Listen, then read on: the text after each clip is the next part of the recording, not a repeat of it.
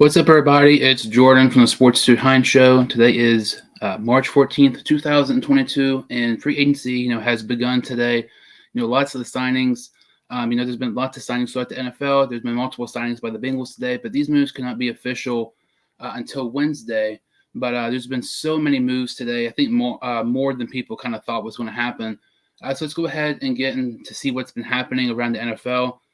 I want to start talking about the Bengals in just a second, but yesterday it was announced that Tom Brady is coming back after 40 days of being retired.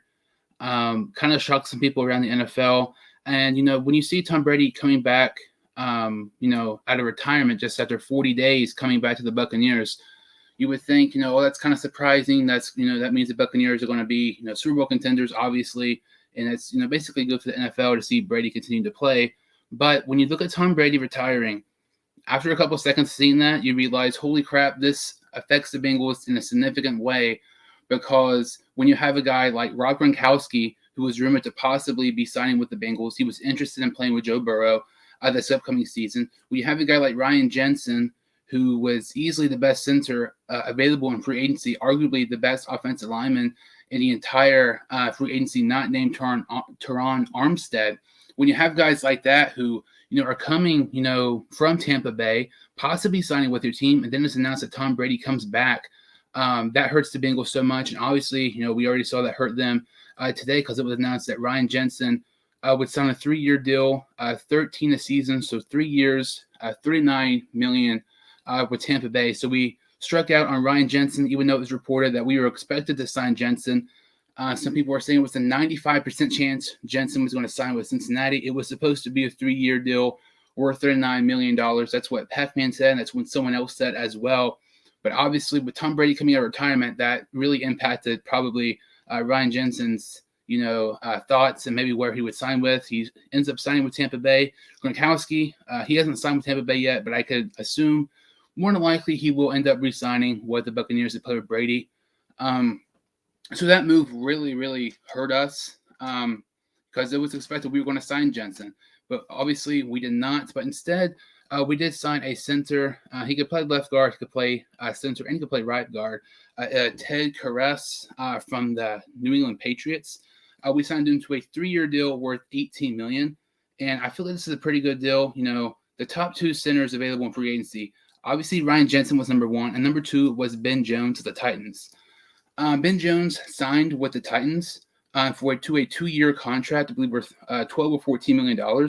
So we struck out him as well. Those are the top 2 centers easily, in my opinion.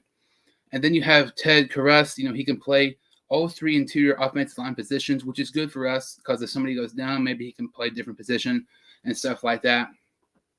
But you look at it, he's had 49 career starts. He had a 72.8 PFF grade last season.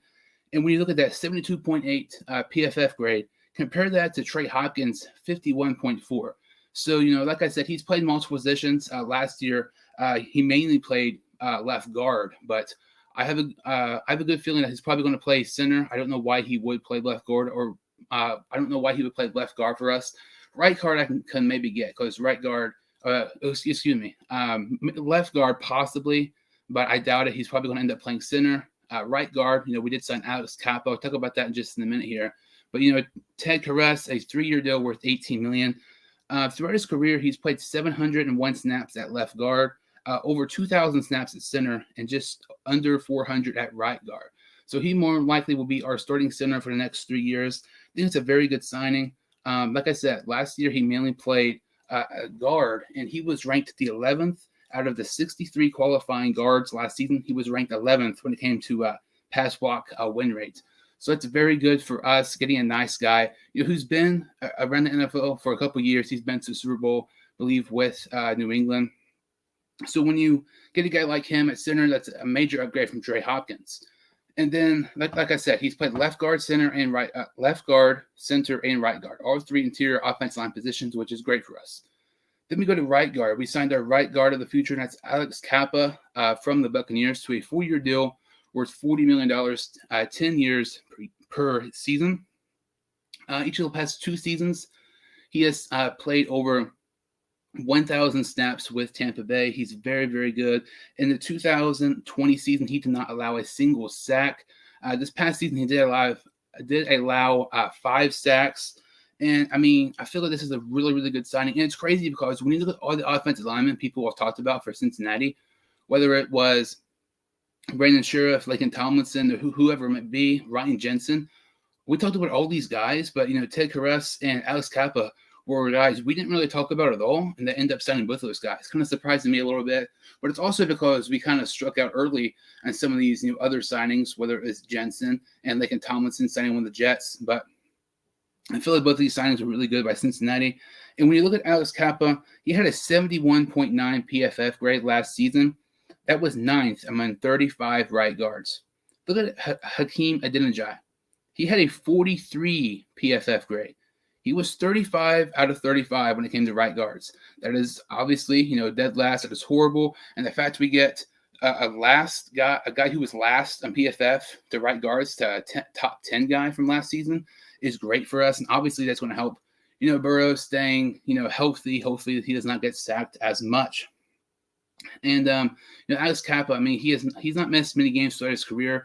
In a 2020 season, when the Buccaneers were playing Washington in the playoffs, where they almost got upset, Alex Kappa was trying to play in that game with a broken leg. Obviously, he did not play in that game, but he was wanting to play with a broken leg. That just shows you the type of guy the Bengals got who, is not going to miss many games. He's going to try to, no matter what. So I feel like both of these signings for the Bengals are really, really good. Something else is Alex Kappa. When you look at the Bengals this past season, we were one of the least penalized teams in the NFL. We were the least penalized team in the NFL when it comes to penalties per game. Alex Kappa last season only had 1 penalty all of last year. That's also something to look at. So I feel like when you look at Ted Karras and Alex Kappa, our center of the future, our right guard of the future, we still have to look for our left guard. Maybe that's Quentin Spann. Maybe we re-sign him.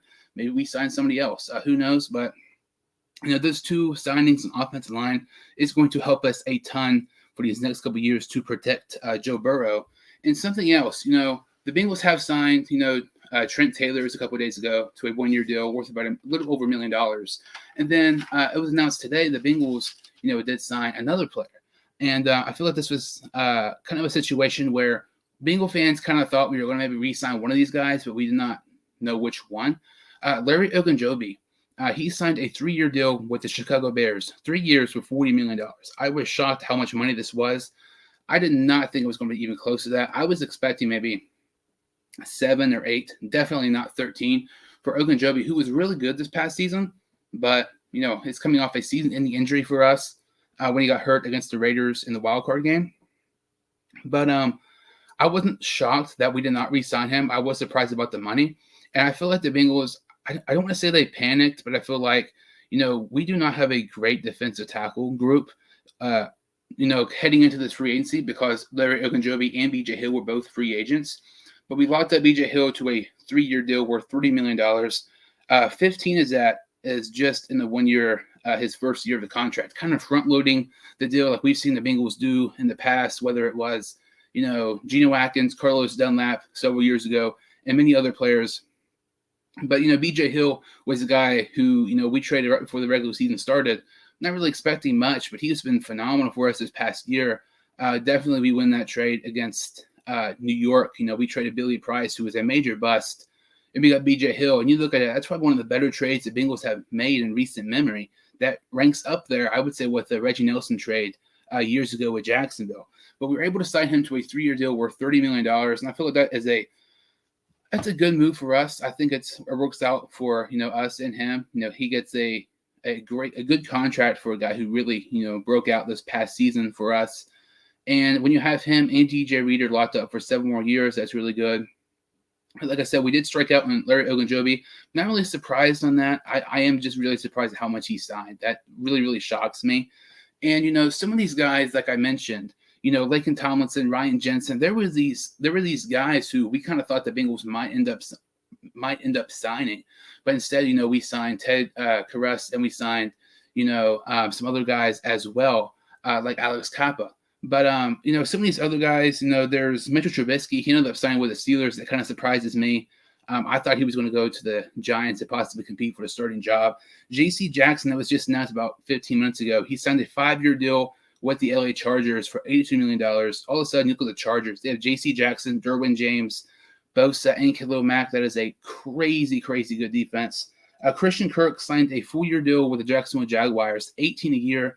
That is very surprising. Hassan Reddick signed a 3-year deal with Philadelphia for $15 a season.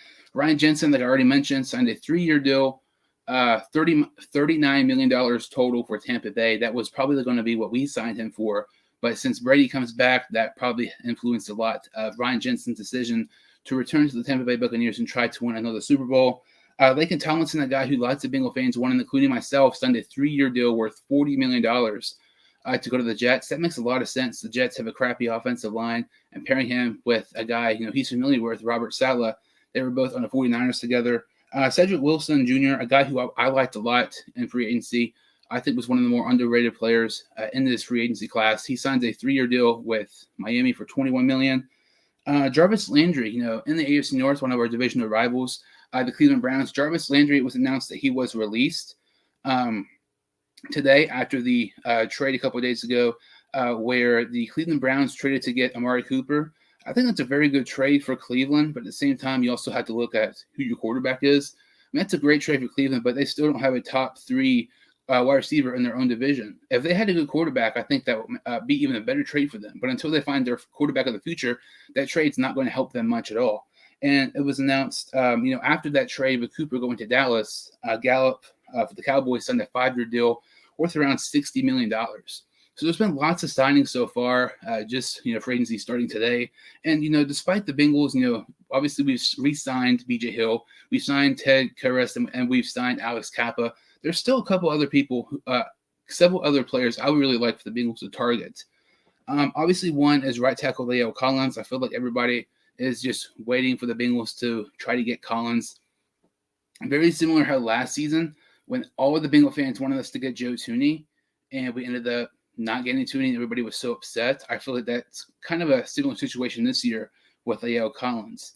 Maybe we trade to get him or what, but if I'm the Bengals, since we have a late round pick, literally the last pick of the second to last pick of the first round, second to last pick of the second round, and with the compensatory picks, we don't have as bad of a pick in the third, fourth, and up until the 7th.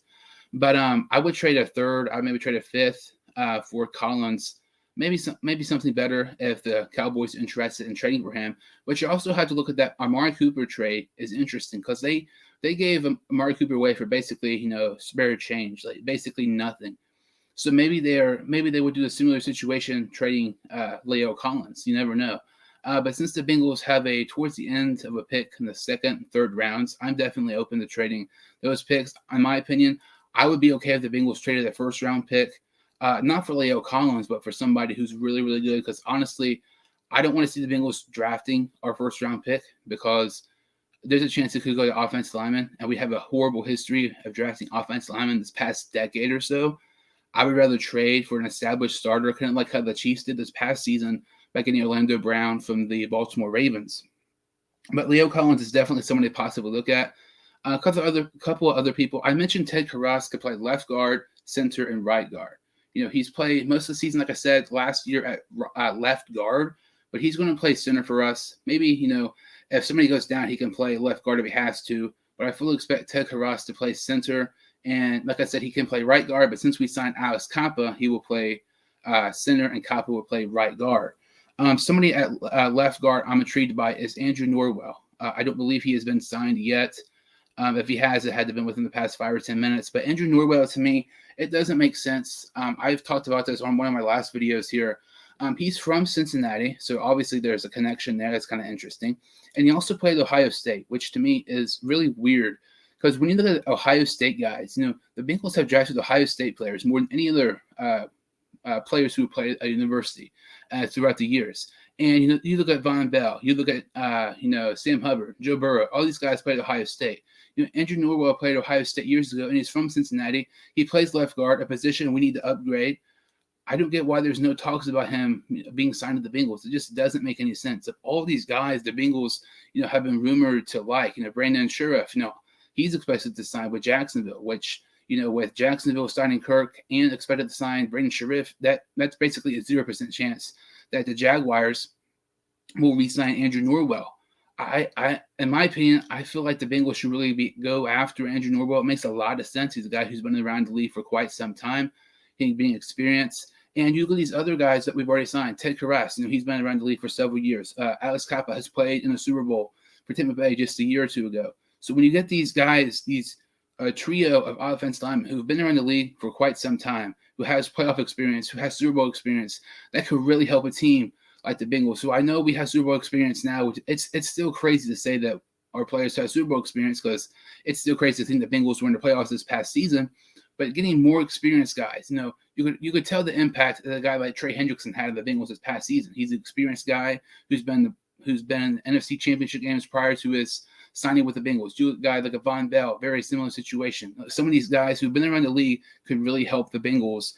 Despite us being in the Super Bowl, we still have one of the youngest rosters in the NFL. So when you get a guy like Ted Karras, Alex Kappa, and you add Andrew Norwell to the mix, I think that could really help our offensive line, not just our play, but trying to mentor some of these younger guys as well. Also, if we don't sign Andrew Norwell, I wouldn't be completely upset if we re-signed Quentin Spain to like a 3-year deal worth 21, something like that. He's one of those guys, I think. I mean, you could upgrade from him, but if you're stuck with him, I don't think it's bad. I don't know. Spain, to me, if we signed him, I'm looking at like 3 to 21, 3-24, 6, 7, maybe 8 a year. Very serviceable left guard, but definitely upgradable. I wouldn't be upset if we were to re-sign him, but honestly, I wouldn't be upset either if we upgraded over him. Obviously, if you're able to upgrade a position, you always try to do that. But I wouldn't be upset if Spain were to re-sign with Cincinnati. I think it'd be a nice fit. He's been pretty good for us this past year and a half. And when you look, staying on the offensive line, when you look at right tackle, I don't even know really what's going to happen there. Maybe we re-sign Riley Reef. I know it's probably not going to happen, but I've said if we don't sign a left tackle, I think the chances of us re-signing Riley Reef go up quite a bit. Because if we sign a left tackle, that means Jonah Williams is going to right tackle.